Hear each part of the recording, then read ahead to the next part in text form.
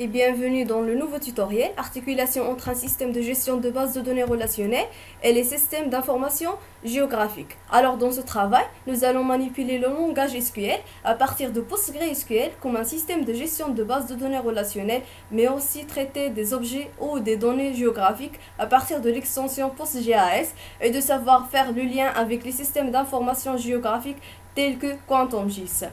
Tout d'abord, qu'est-ce qu'un SGBD? Alors, un système de gestion de base de données est un ensemble de programmes qui permet la gestion et l'accès à une base de données. Elle héberge généralement plusieurs bases de données qui sont destinées à des logiciels ou des thématiques différentes.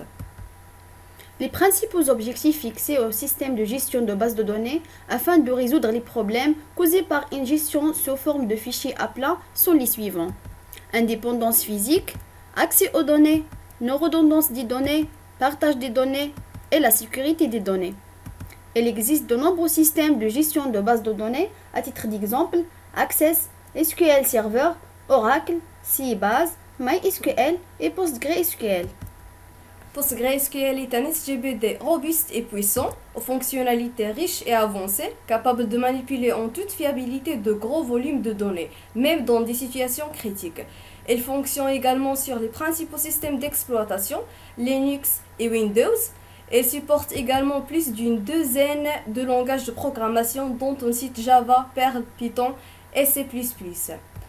Il a comme avantage une meilleure prise en charge des données volumineuses, une exploitation de modèles de données complexes, une bonne gestion des relations entre données géographiques et données attributaires, une possibilité de disposer de vues et également un lien fort avec QGIS et fonctions spatiales plus étendues que sous QGIS. SQL est un langage informatique normalisé servant à exploiter des bases de données relationnelles. La partie langage de manipulation des données de SQL permet de rechercher, d'ajouter, de modifier ou de supprimer des données dans les bases de données relationnelles. Ce langage est à la fois un langage de définition des données, un langage de manipulation des données et un langage d'interrogation des données.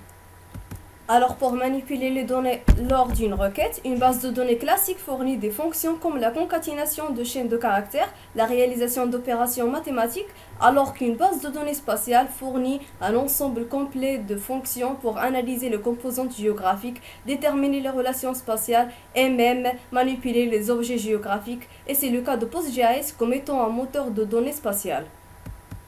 PostGIS confère au système de gestion de base de données PostgreSQL le statut de base de données spatiale en ajoutant les trois supports suivants. Tout d'abord, type de données spatiales qui fait référence aux géométries de type point, ligne et polygone. Ensuite, l'indexation spatiale est utilisée pour améliorer les performances d'exécution des opérations spatiales. Et finalement, les fonctions spatiales au sens SQL sont utilisées pour accéder à des propriétés ou à des relations spatiales. Pour pouvoir effectuer des analyses spatiales sur les objets géométriques créés, la spécification OpenGIS décrit un certain nombre de méthodes et fonctions servant à questionner les données stockées dans le SGBD. Il y a des méthodes dites de base, comme entre autres dimension, qui permet de savoir la dimension de l'objet, géométrie type, qui permet de connaître le type d'objet, est-ce qu'il est de type point, lane ou polygone, ou encore le thread pour obtenir le système de référence spatiale auquel est rattaché l'objet. Il y a aussi des méthodes pour tester les relations spatiales entre les objets géométriques comme equals, intersect, contain et bien d'autres. Elles servent à connaître la position des objets dans l'espace. En outre, il existe des méthodes plus puissantes destinées à l'analyse spatiale. Elles permettent la création de nouvelles géométries à partir d'autres géométries. L'analyse spatiale est l'un des aspects les plus intéressants et remarquables du cycle, comme étant un système informatique permettant à partir de diverses sources de rassembler, d'organiser, de gérer, d'analyser et même de présenter des informations localisées géographiquement contribuant à la gestion de l'espace. Alors prenons l'exemple de QuantumGIS ayant comme fonctionnalité un support de couche PostGIS, PostgreSQL en lecture et écriture. QuantumGIS permet d'interfacer grâce et notamment d'accéder à différents modules intéressants de grâce. Il offre des possibilités d'import et export très larges. QuantumGIS possède également un vrai moteur de script basé sur Python.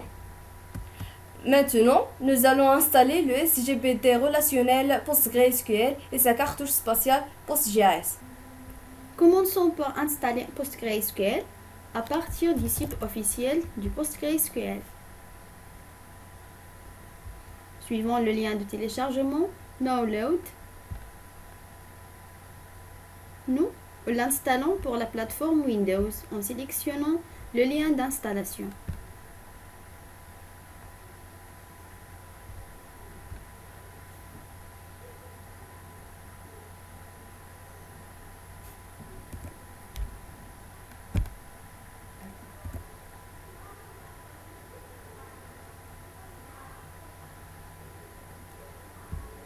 Nous enregistrons l'installateur et prenons une pause en attendant que le téléchargement se complète. Le téléchargement des liens d'installation est complété, donc on commence l'installation.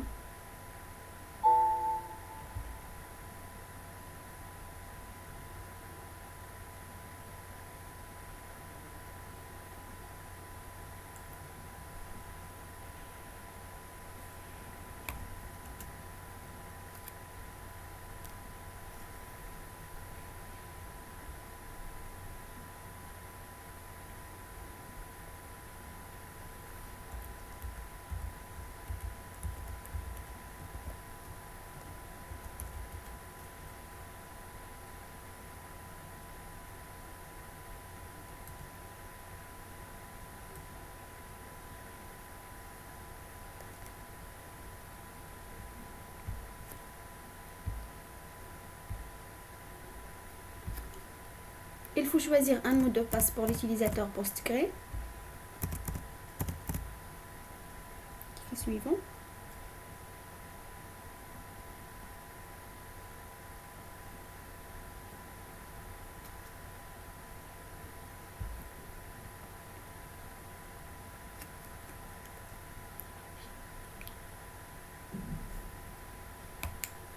La copie des fichiers requis est en cours. Maintenant, l'installation des PostgreSQL est complétée.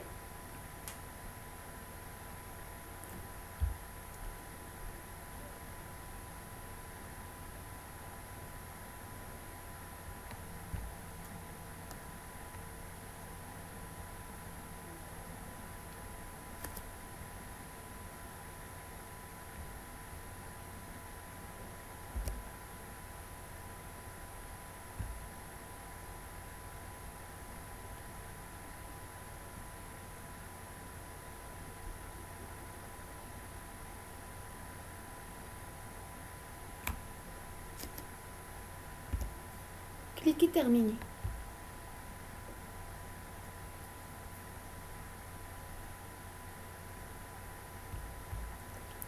Cette partie conserve au téléchargement des applications et notamment PostGIS, l'extension spatiale des PostgreSQL. Alors le téléchargement est en cours.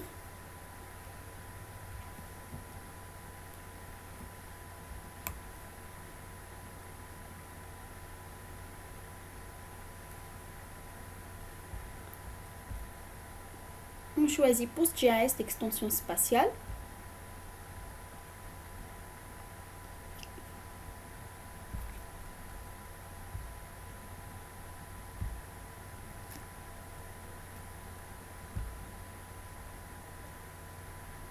Nous sommes maintenant prêts à démarrer l'installation.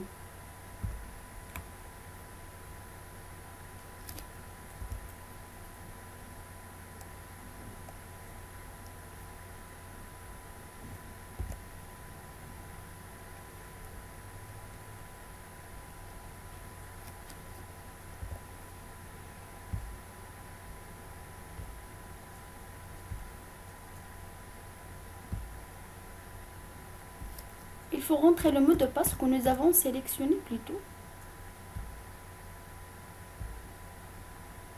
On démarre l'installation.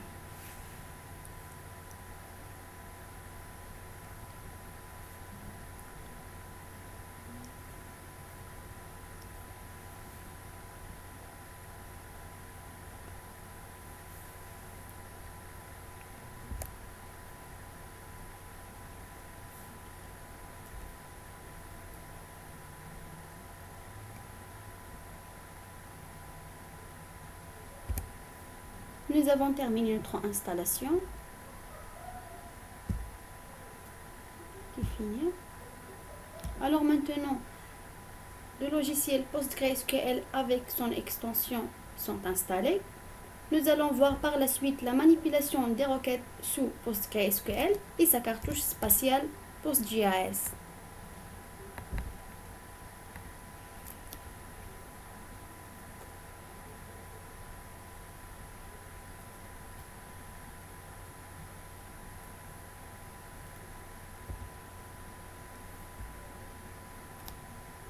Après l'installation de PostgreSQL avec sa cartouche PostGIS qui permet de donner à PostgreSQL une dimension géographique. Alors commençons notre tutoriel pas à pas. On lance ici le PostgreSQL avec l'interface de l'exploitation pgadmin. La première étape est de se connecter au serveur PostgreSQL au sein duquel on souhaite créer une base de données. Il suffit de double-cliquer sur le serveur afin de se connecter. Elles apparaissent alors les bases de données déjà créées dans le serveur. On va ajouter une nouvelle base de données sur la ligne de la base de données. Je fais un clic droit et l'interface me propose d'ajouter une nouvelle base de données et je clique. Dans la fenêtre Ajouter une base de données, puis l'onglet Propriétés, le champ Nom permet de saisir le nom que vous souhaitez attribuer à votre base de données. Et dans notre cas, on saisit Test. Ensuite, le champ Propriétaire qui permet de sélectionner le rôle qui sera propriétaire de votre base de données. Dans notre cas, on choisit Postgre. L'onglet Définition. Tout d'abord, le champ Codage. Elle permet de sélectionner le codage des données. Elle correspond à la manière de se stocker les données dans les tables et les index. Attention, une fois que la base de données a été créée, il vous sera plus possible de modifier ce codage. Donc, on vous conseille de choisir et d'utiliser le codage UTF-8 qui est le plus souple. Le champ Modèle. Le choix d'un modèle de la base de données vous permet d'importer automatiquement la structure, les paramètres et les éléments d'une base de données déjà existante. Attention, c'est cette étape qui permet d'attribuer à une base de données sa dimension géographique et donc de la rendre spatiale et exploitable via un système de gestion de la base de données. Alors on choisit Template PostGIS. On clique sur OK. Et en attendant la validation de la création de la base de données.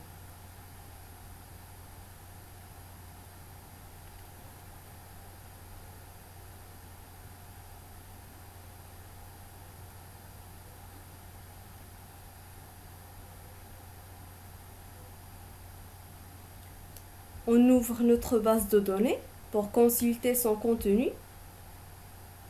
On voit le schéma public et sous cela un ensemble de tables de métadonnées spécifiques à PostGIS. Alors on clique sur SQL pour créer les tables avec ces champs et définir la base de données. Sous SQL, on crée une petite table nommée bâtiment, puis on ajoute de la colonne géométrique à la table à l'aide de la syntaxe suivante. Mais il est indispensable de définir quelques éléments importants de la table, à savoir le nom de la table, la colonne géométrique, puis le type de la géométrie possible. Est-ce qu'elle est de type ligne, point ou polygone? On clique sur Exécuter. Et pour insérer les données dans une table contenant une colonne géométrique, on utilise la syntaxe générale suivante.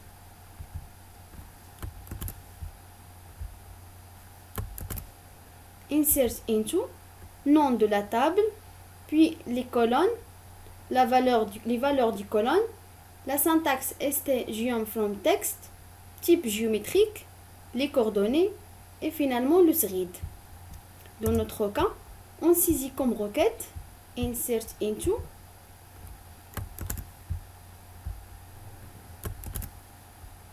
afin de remplir les champs de la table créée, puis exécuter. Et pour vérifier l'insertion des données, dans l'interface DPG Admin, on clique sur Rafraîchir. On choisit Table sur notre base de données test déjà créée et on clique sur Afficher les données de l'objet sélectionné.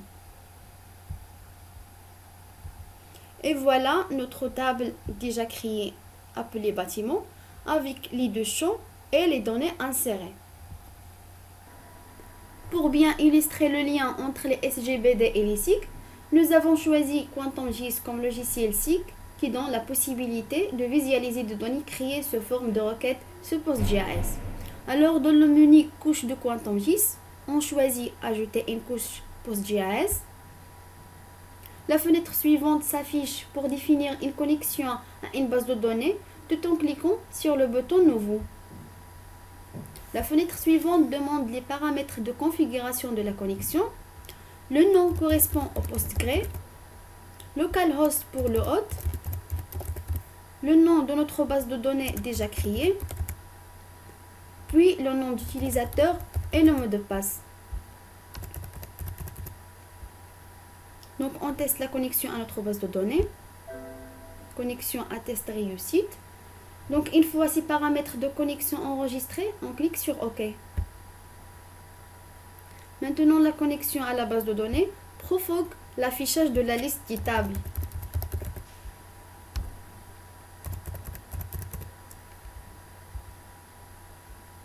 Puis on crée un filtre direct sur les données.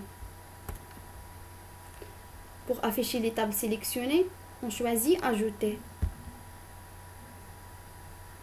Et voici le résultat du requête exécuté sur PostGIS qui sont représentés comme étant des fichiers chipfile sur QuantumGIS.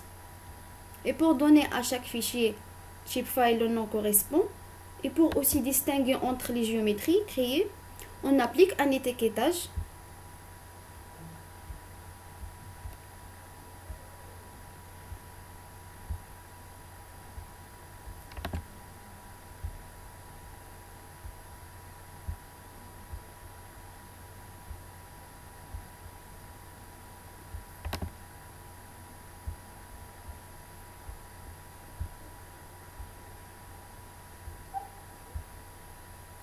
Et voilà maintenant le résultat de notre base de données déjà créée sur PostGIS. Dans cette partie, nous allons découvrir ensemble d'autres options de PostGIS, comme étant une cartouche spatiale de PostgreSQL qui offre la possibilité d'importer des fichiers chipfile et ses tables attributaires pour ensuite interroger la base de données tout en faisant recours à des requêtes spatiales. Alors, avant de commencer la procédure d'importation, il est indispensable de créer une base de données sous PostgreSQL. Nommée BD Maroc.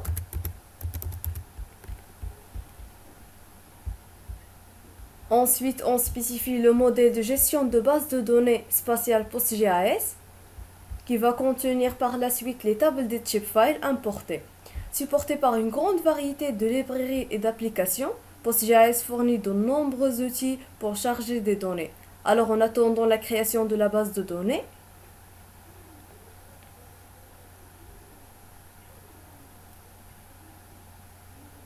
et maintenant, on clique sur PostGIS 2.0 Chipfile and DBF Loader Exporter. L'interface d'import de données Chipfile PGChip Loader se lance. Alors, afin de fournir une connexion avec la base de données créée au niveau de PostGIS, on clique sur l'icône View Connection Details. La fenêtre suivante s'ouvre pour déterminer quelques paramètres, à savoir le nom d'utilisateur, le mot de passe et le nom de la base de données.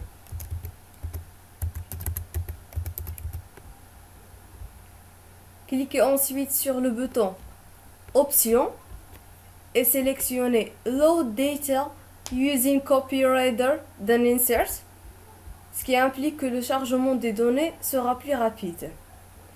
Et pour ajouter les chipfiles, il suffit de cliquer sur Add File, choisir l'emplacement des chipfiles à importer, puis on crée un filtre direct sur les chip files et on termine par Open.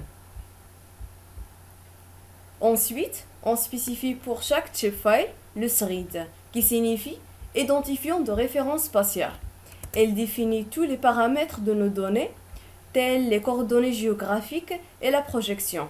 Elle correspond à 26 191 pour le Maroc.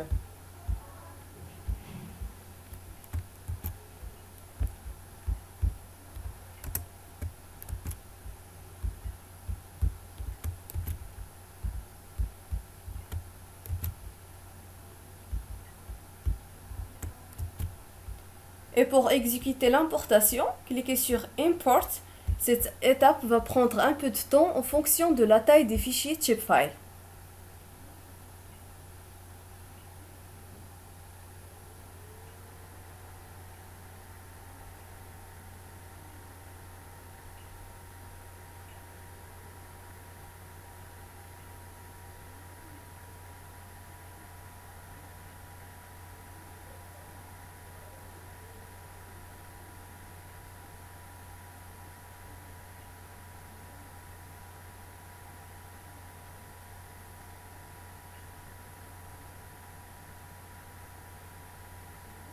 Et lorsque tous les fichiers sont chargés, cliquez sur le bouton Rafraîchir de PGAdmin pour mettre à jour l'arbre affiché. On aura par la suite les nouvelles tables affichées dans la section Table de l'arbre.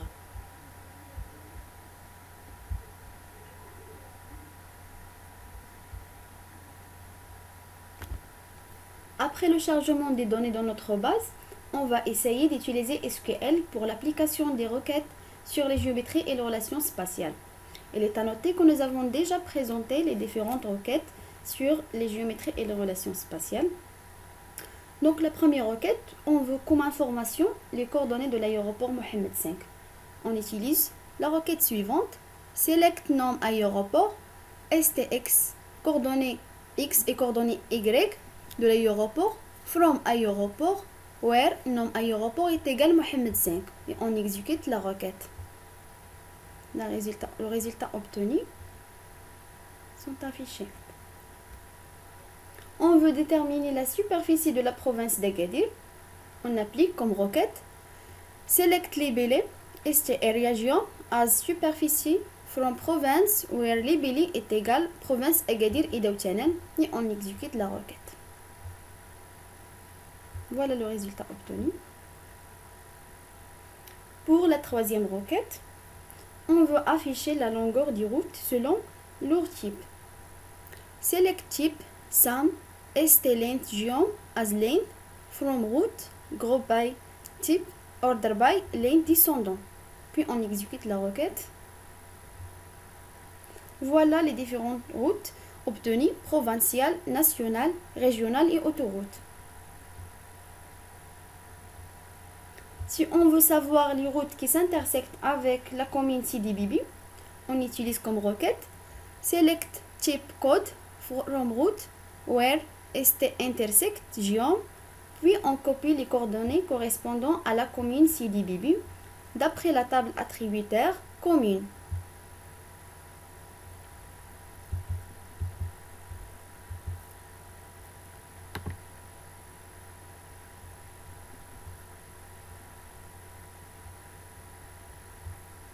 Puis on colle les coordonnées et on exécute la requête.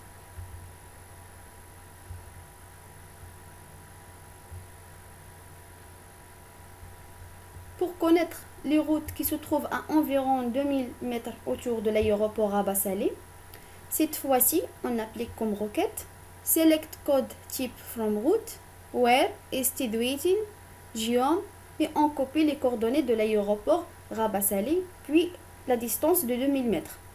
On exécute la requête et voilà le résultat obtenu.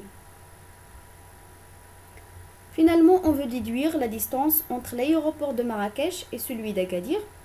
On utilise la requête suivante, select st distance, puis on copie les coordonnées de l'aéroport d'Agadir et les coordonnées de l'aéroport Marrakech. On exécute la requête et voilà la distance obtenue entre l'aéroport d'Agadir et celui de Marrakech.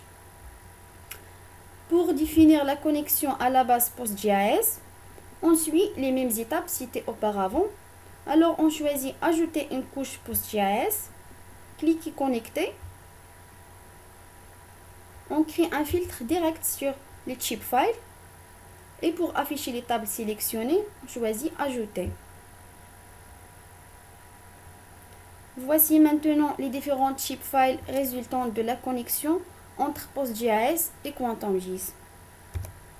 Alors l'articulation entre les SGBD et SIG offre des outils puissants pour l'exploitation, la visualisation et la gestion des données spatiales, en outre de suggérer des conceptions qui aident à la prise de décision. C'est la fin de notre tutoriel sur l'articulation entre les SGBD et les SIG. Nous espérons que ça sera utile et merci.